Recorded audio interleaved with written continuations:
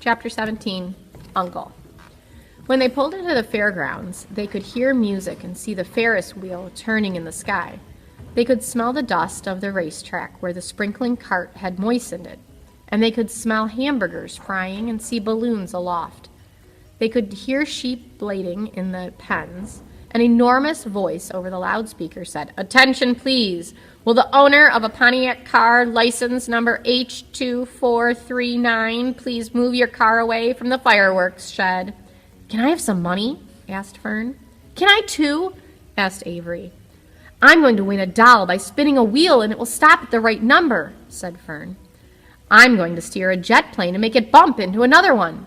"Can I have a balloon?" asked Fern. "Can I have a frozen custard and a cheeseburger and some raspberry soda pop?" asked Avery. "You children will be quiet until we get the pig unloaded," said Mrs. Arable. "Let's let the children go off by themselves," suggested Mr. Arable. "The fair only comes once a year." Mr. Arable gave Fern 2 quarters and 2 dimes. He gave Avery 5 dimes and 4 nickels. "Now run along," he said, "and remember, the money has to last all day. Don't spend it all in the first few minutes. And be back here at the truck at noontime so we can have lunch together. And don't eat a lot of stuff that's going to make you sick to your stomachs. And if you go on those swings," said Mrs. Arable, "you hang on tight. You hang on very tight. Do you hear me?" "And don't get lost," said Mrs. Zuckerman. "And don't get dirty. And don't get overheated," said their mother. "Watch out for pickpockets," cautioned their father. "And don't cross the racetrack when the horses are coming," cried Mrs. Zuckerman.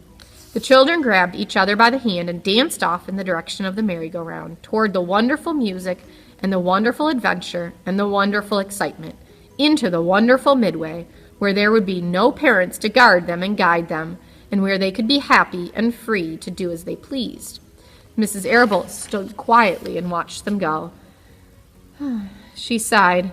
Then she blew her nose. "Do you really think it's all right?" she asked. "Well, they've got to grow up sometime," said Mr. Arable. "And a fair is a good place to start, I guess."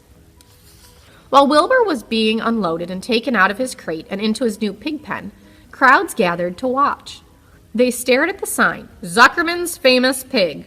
Wilbur stared back and tried to look extra good. He was pleased with his new home.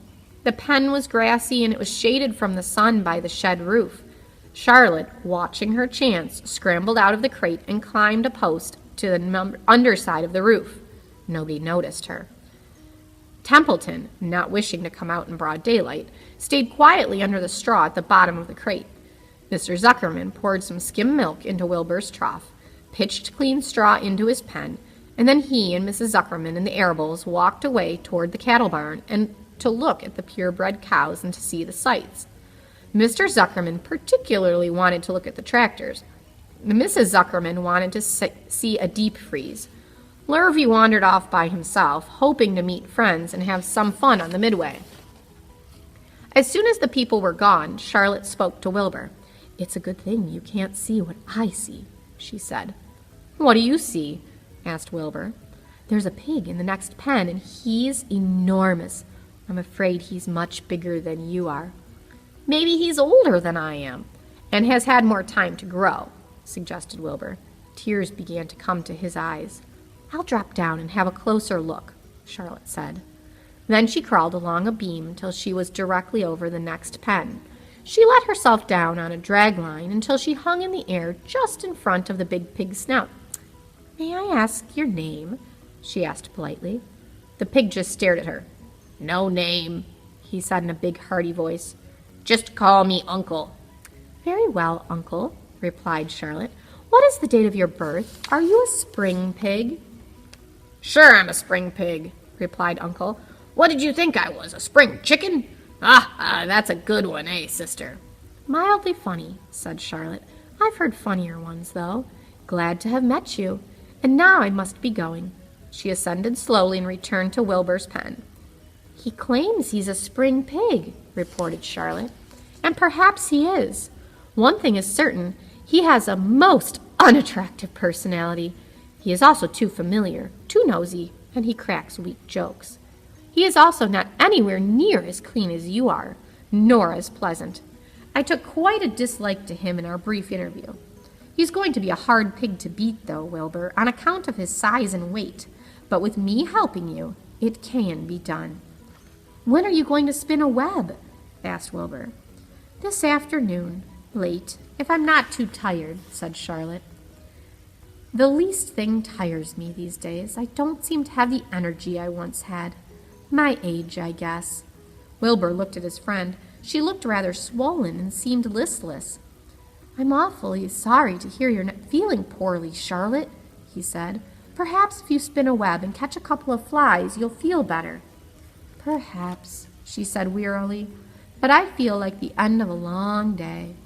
Clinging upside down to the ceiling, she settled down for a nap, leaving Wilbur very much worried. All morning people wandered past Wilbur's pen. Dozens and dozens of strangers stopped to stare at him and admire his silky white coat, his curly tail, his kind and radiant expression. Then they would move on to the next pen where the bigger pig lay. Wilbur heard several people make favorable remarks about Uncle's great size. He couldn't help overhearing these remarks, and he couldn't help worrying. And now, with Charlotte not feeling well, he thought, oh dear. All morning, Templeton slept quietly under the straw. The day grew fiercely hot. At noon, the Zuckermans and the Arables returned to the pig pen. Then, a few minutes later, Fern and Avery showed up.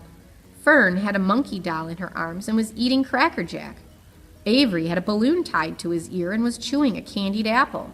The children were hot and dirty.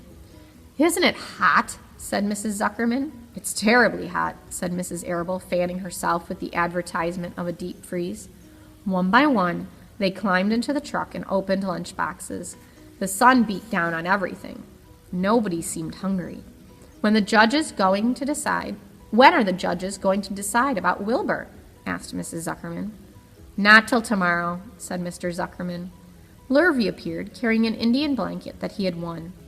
"That's just what we need," said Avery. "A blanket." "Of course it is," replied Lurvy, and he spread the blanket across the sideboards of the truck so that it was like a little tent.